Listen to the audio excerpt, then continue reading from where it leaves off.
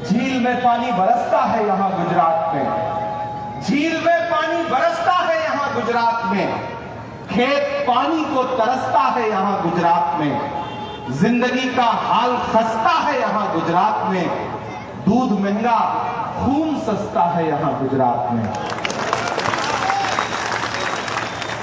एक दिन पहले मोरबी में था, मैं उस शहर की खामोशी को महसूस करके आया हूं।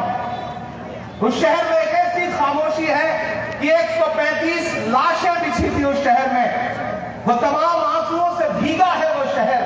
मैं उस शहर से होके आया हूं, तब मैं ये बात कह रहा हूं कि दूध महंगा खून सस्ता है यहां गुजरात में। अहमदाबाद वालों को दिन याद करो जब पुल टूटा और 135 से ज्यादा लाशें बिछ गई, पूरा मुल्क मोरबी के हादसे का मातम कर रहा था, लेकिन देश का हाकिम इसी गुजरात में होते हुए अगले दिन 3 बार कपड़े बदल रहा था और हरी झंडी दिखा रहा था। जब उसे जा करके उन परिवारों के साथ खड़ा होना चाहिए था तो वो कपड़े बदल रहे थे। मैं तो मोरबी में खड़ा होकर के कह के आया हूं कि गुजरात की सरकार, आपने मोरबी के अस्पताल के रंगरोगन में टाइल्स लगाने में जो वक्त खर्च किया, अगर यही वक्त पुल के रखरखाव में खर्च किया होता तो मोरबी का पुल टूटता नहीं और 135 से ज्यादा लाशें नहीं बिछती। ये है गुजरात, ये है गुजरात के विकास का सच। 27 सालों में भारतीय जनता पार्टी की सरकार ने गुजरात को भ्रष्टाचार और कुशासन के अलावा, बदहाली के अलावा कुछ भी नहीं दिया है। मैं गुजरात के ग्रामीण अंचलों में जा रहा हूं, सड़कों की हालत ऐसी है कि सड़कों में गड्ढे हैं या गड्ढे में सड़क का अंदाजा ही नहीं लग पाता।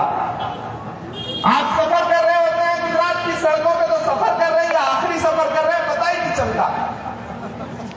यह है गुजरात के विकास का सच। शाहरुख खान के बेटे आर्यन के पास 5 ग्राम ड्रग्स की बात बता करके इस देश की मीडिया ने, एजेंसियों ने जो 1 महीने तमाशा किया था वो आपको याद होगा। लेकिन इसी गुजरात के मुद्रा पोर्ट पर हजारों हजार करोड़ रुपए की ड्रग्स पकड़ी गई, लेकिन ना तो टीवी चैनलों पे कहीं कोई खबर थी, ना एजेंसियों को कुछ खबर थी। यह है गुजरात के विकास का सच। गुजरात का विकास दहाड़े मार रहा है। मेरे भाई, मैं शैलेश जी को पहले से जानता भी हूं, पहचानता भी हूं, और इनके बारे में जब भी शहजाद से मुलाकात होती है तो कोई एक शख्स अगर चर्चा में या बातचीत में शामिल रहता है तो उसका नाम शैलेश परमार है। ये रहे या ना रहे, लेकिन शहजाद को इनसे एक अलग सी मोहब्बत है, भाइयों वाली। और जब मैं शहजाद और शैलेश को एक साथ देखता हूं ना, तो मैं सोचता हूं कि यही ख्वाब है जिसे पूरे हिंदुस्तान में फैलाने की जरूरत है। ऐसी ही जोड़ियां पूरे हिंदुस्तान में बने, इसी तरह से अकलियत के लोग और दलित भाई साथ हैं तो शायद हिंदुस्तान का नक्शा बदल सकता है। और आज जिस तरह शहजाद इस चुनाव को लड़ रहा है, मुझे बिल्कुल ये महसूस नहीं होता कि मैं शैलेश के लिए मुझसे 4 बार 5 बार फोन करके कि भाई 27 को रहना ही है, रहना ही है। मुझे ऐसा लग रहा था जैसे वो अपने लिए मुझे बुला रहा है। ये जो मोहब्बत है खुदा इसे कायम रखे। अहमदाबाद वालों, नौजवान साथियों, पहली बार आज सियासी गुफ्तगू, सियासी मंच से करने के लिए आपके बीच में आया हूं। मेरी इससे पहले की जो जिंदगी है आप उसे जानते हैं। मैं सियासत में तो 3 साल पहले आया। उससे पहले खुदा ने जो मुझे हुनर दिया है, खुदा ने मेरे कलम को जो ताकत बख्शी है, मैंने हमेशा कोशिश की कि मैं अपने कलम का इस्तेमाल महबूबा के जुल्फ और आंचल पे शेर लिखने के लिए ना करूं, बल्कि मैं अपने कलम का इस्तेमाल कभी पहलू खान की मां के आंसुओं को अपनी नज़्मों में पिरोने के लिए करूं, तो कभी नजीब की मां के आंसुओं को अपनी नज़्मों में जगह दूं। मैंने मुसलसल ये किया। मेरा खुदा जानता है कि मेरी जो जिंदगी है उसमें एक भी लम्हा ऐसा नहीं गुजरा है जो आपकी फिक्र के बगैर गुजरा हो। लेकिन 3 साल पहले, 4 साल पहले जब मेरी राहुल गांधी जी से मुलाकात हुई और उनसे थोड़ी सी गुफ्तगू हुई तो उन्होंने एक बात ये कही कि इमरान, तुम जिन मुद्दों पर नस्लें कहते हो, अगर उन मुद्दों का हल चाहते हो तो सियासत में आओ। मुझे राहुल गांधी की सच्चाई पे एतबार आया और मैं कांग्रेस पार्टी का हिस्सा बना। एक बात तो नौजवान साथियों आज आपको माननी पड़ेगी कि मुल्क में जो नफरत का माहौल है, भारतीय जनता पार्टी की सरकार ने जो नफरत का माहौल पूरे मुल्क में खड़ा किया है, उसके खिलाफ अगर इस देश में सीना ठोक के कोई लड़ रहा है तो उस शख्स का नाम राहुल गांधी है, जो ऐलान के कहता है कि मैं आरएसएस की नफरत की राजनीति के खिलाफ खड़ा हूं। और वो सिर्फ कहता नहीं है, सिर्फ नारे नहीं लगाता, सिर्फ जुमले नहीं बोलता, वो शख्स पिछले 82 दिन से कन्याकुमारी से कश्मीर के लिए पैदल चल रहा है, मुल्क को जोड़ने के लिए नारा लगाते हुए कि भारत जोड़ो नफरत छोड़ो। 25 किलोमीटर रोज पैदल पिछले 82 दिन से। तसव्वुर करिए शाह आलम के लोगों, इस विधानसभा के नौजवान साथियों, तसव्वुर करिए 25 किलोमीटर रोज भारत को जोड़ने के लिए, मोहब्बत के लिए, भारतीय जनता पार्टी की नफरत की राजनीति के खिलाफ वो आदमी लाखों का हुजूम लेके चल रहा है। मैं कन्याकुमारी से उनके साथ था, बीच में यात्रा छोड़ करके गुजरात चुनाव में आया क्योंकि आपसे मुलाकात करनी थी। एक एक लम्हे में ऐसा ऐसा मंजर आता है, केरल में, बेल्लारी में, रायचूर में, हैदराबाद में 1-1 लाख की आवाम एक वक्त में राहुल गांधी के कदम से कदम मिला के चलती है।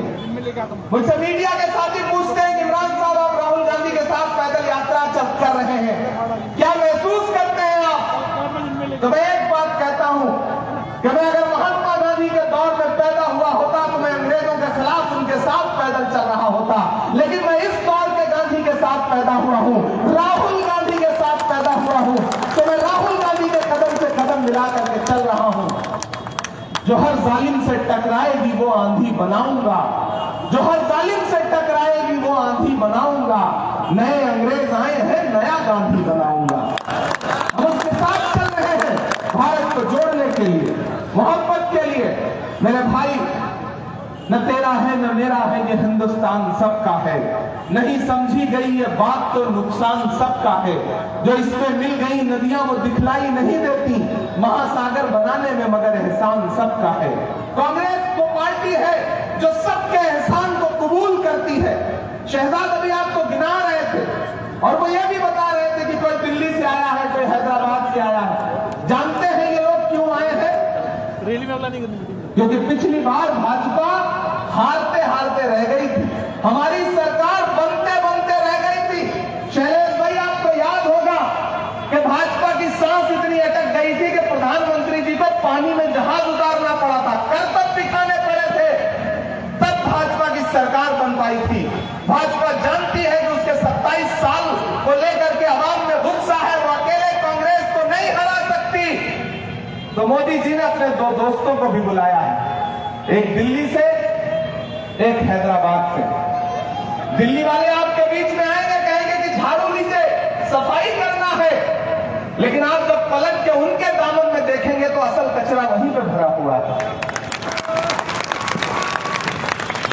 दरअसल 2013 में जो अन्ना आंदोलन खड़ा किया गया था केजरीवाल के जरिए, वो आंदोलन करप्शन के खिलाफ नहीं था, वो आंदोलन अन्ना आंदोलन दरअसल नरेंद्र मोदी की ताजपोशी की शुरुआत करने के लिए किया गया था। और वो काम नरेंद्र मोदी जी के इशारे पर, भाजपा के इशारे पर, आरएसएस के इशारे पर अरविंद केजरीवाल ने किया था। मैं ऐलान यहां खड़ा होकर के कह रहा हूं। और उस आंदोलन के गुजर जाने के बाद मुझे बताओ शाह आलम के लोगों, मुझे बताओ अहमदाबाद के लोगों, कि मुल्क में क्या कुछ नहीं हो रहा है, लेकिन अन्ना हजारे कहीं दिखते हैं? कहीं दिखते हैं? मैं तो आजकल उनसे पूछता रहता हूं कि भारत मां की आंख के तारे कहां गए, आरएसएस के राज दुलारे कहां गए? अच्छे दिनों की तरह उन्हें भी खोज रहा, कोई बताए अन्ना हजारे कहां गए? नजर नहीं आते हैं क्योंकि वो प्री प्लान्ड एक आंदोलन था। मेरे भाई, इस बार गुजरात बदलने जा रहा है। भारतीय जनता पार्टी सिर्फ टीवी चैनलों पर जीत रही है, जमीन पर कांग्रेस जीत रही है। मैं पूरे गुजरात का दौरा करके आया हूं। मैं कल रात अमरेली में था, उससे पहले मैं मांगरोल में था, जूनागढ़ में था, उससे पहले गिर सोमनाथ में था, सूरत में था, वडगाम में था,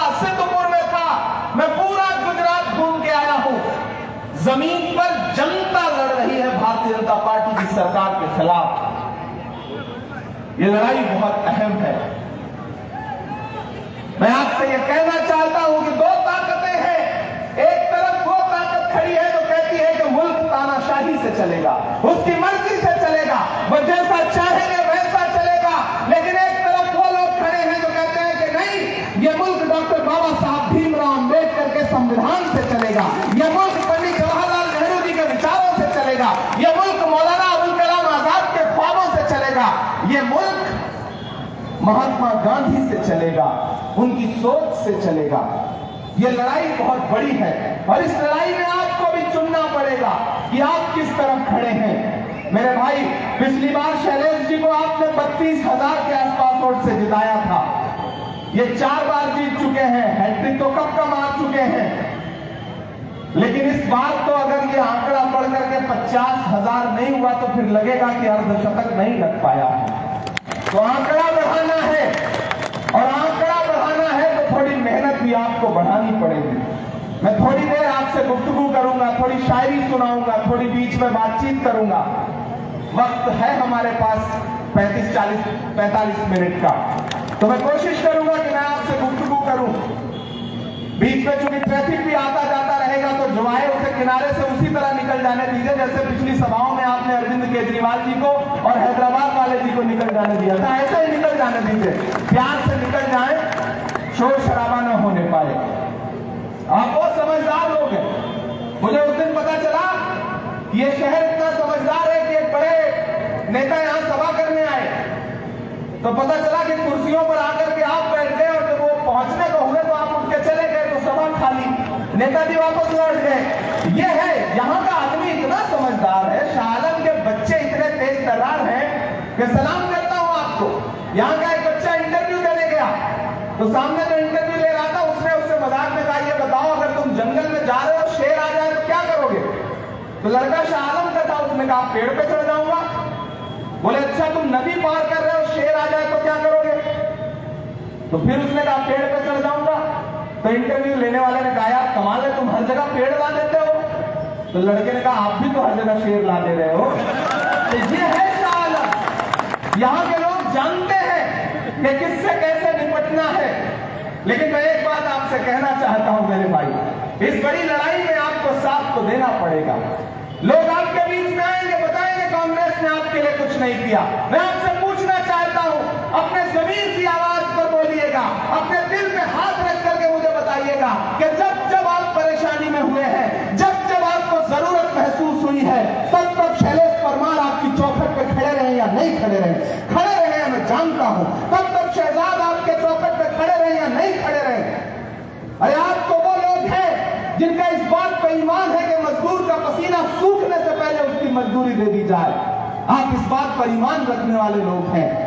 तो अगर शैलेश भाई ने, शहजाद ने आपके लिए हमेशा अपना खून पसीना बहाने के लिए खड़े रहे, तो फिर आपका भी फर्ज बनता है कि जब पूरी भाजपा लगी हुई हो और सिर्फ भाजपा नहीं लगी हो बल्कि भाजपा के दोस्त भी लगे हो वोट काटने के लिए, तब आपको और मजबूती के साथ शैलेश परमार के साथ खड़ा होना पड़ेगा और इन्हें जिताना पड़ेगा। और मुझे पूरा यकीन है आप जिताएंगे। मैं तो बस चला आया हूं आपसे अपील करने के लिए, मैं तो फर्ज अदायगी करने आया हूं। मैं जानता हूं कि शैलेश भाई को आप कम से कम 50,000 वोटों से जितवाने जा रहे हैं, इस पर कोई दो राय नहीं है। लेकिन मैं अपना फर्ज पूरा करने आया, मेरा जो फर्ज है वो करने आया हूं मैं आपके बीच में। और इसी बहाने मैंने सोचा कि आपसे मुलाकात भी हो जाएगी। आसमां जलती जमीन पर नहीं आने वाला। माइक थोड़ा सा बेहतर कर दे और बीच में जो बच्चे बैठे हैं वैसे चुप हो जाए जैसे आजकल अडवाणी जी चुप रहते हैं। थोड़ा सा बेहतर कर ले। आसमां जलती जमीन पर नहीं आने वाला, आसमां जलती जमीन पर नहीं आने वाला। अब कोई और पैगंबर नहीं आने वाला, अब कोई और पैगंबर नहीं आने वाला।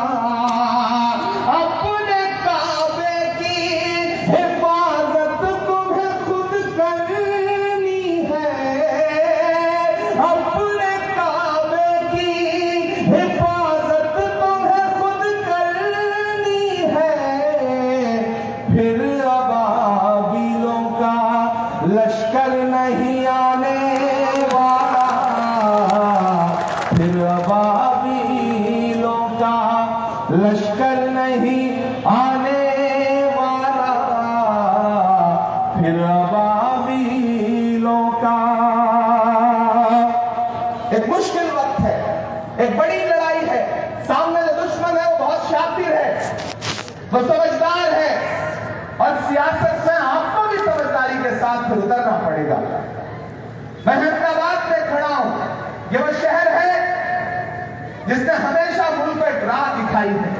ये जो सरजमीन है, ये जो शाह आलम दरगाह है, ये इतनी मुकद्दस जगह है कि जब जब किसी मजलूम ने यहां पनाह मांगी है तो इस जगह ने उसे पनाह दी है। मैं इस जगह को सलाम करता हूं।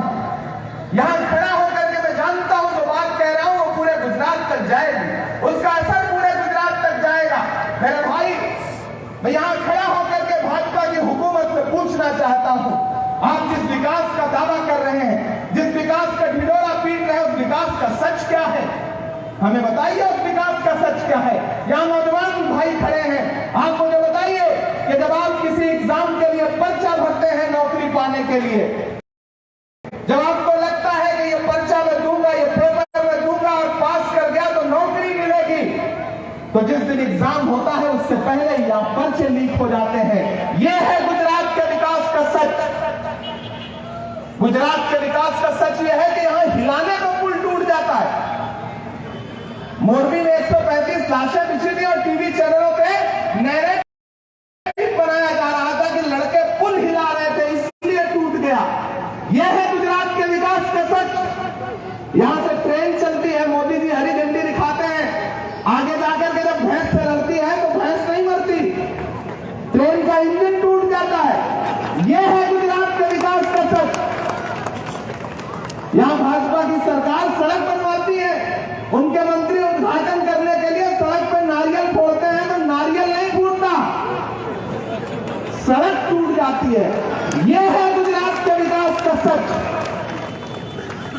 और गुजरात के विकास का सच तो यह है कि देश के लाल किले पर खड़े होकर के आदरणीय प्रधानमंत्री नरेंद्र मोदी जी महिला सुरक्षा और महिला सम्मान की बातें करते हैं, भाषण देते हैं।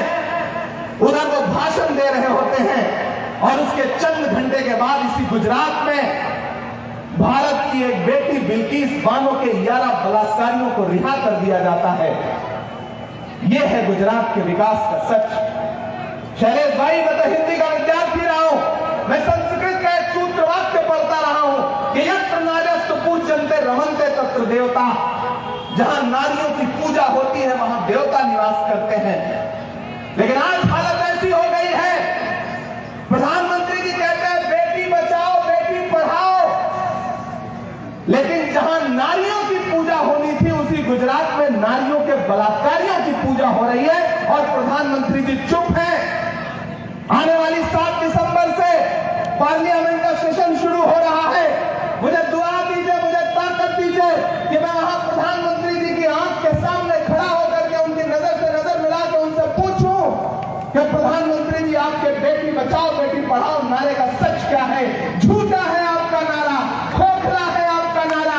अगर आपका नारा सच्चा होता तो आप भारत की बेटी बिल्किस के लिए कुछ लफ्ज जरूर बोलते। यह है इनके विकास का सच।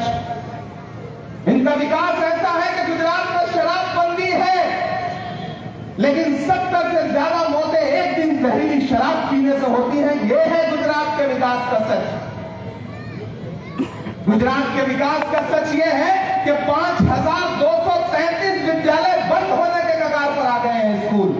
ये कैबिनेट के सवाल पर, कांग्रेस विधायकों के सवाल पर असेंबली में सरकार ने बताया है कि 5233 स्कूल बंद होने जा रहे हैं गुजरात में। यह है गुजरात के विकास का सच। तो मेरे भाई, ये जो झूठ चारों तरफ झूठ फैला है, इसके खिलाफ आपको लोकतंत्र एक ताकत देता है। वो ताकत है वोट की ताकत, और उस ताकत का इस्तेमाल करना है आपको, और आप अपने यहां उसका इस्तेमाल करके शैलेश परमार को जिताएंगे। महंगाई का आलम यह है कि आटा, चावल, दूध, दही, पनीर, छाछ, लस्सी सब कुछ महंगा कर दिया। बच्चों की पेंसिल तक महंगी कर दी। और पिछले सेशन में जब हम लोग खड़े होकर के देश की वित्त मंत्री निर्मला